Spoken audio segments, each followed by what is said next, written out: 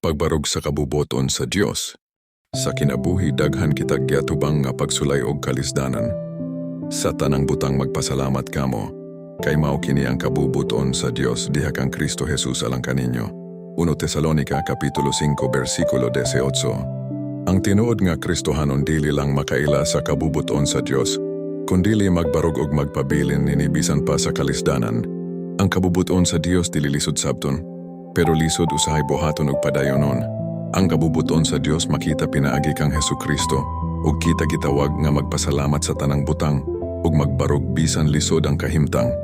Bisan pa sa problema, kasakit ug kakulian, magpadayon gihapon kita. Kay ang Dios adunay plano ug katuyuan sa tanan.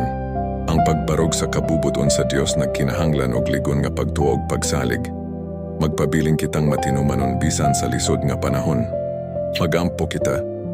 Ginoo, tabangi ako nga magbarog sa imong kabubuton bisan pa sa kalisdanan. Hatagi ako og lig-on nga pagtuo ug kasing-kasing nga masinugtanon. Amen.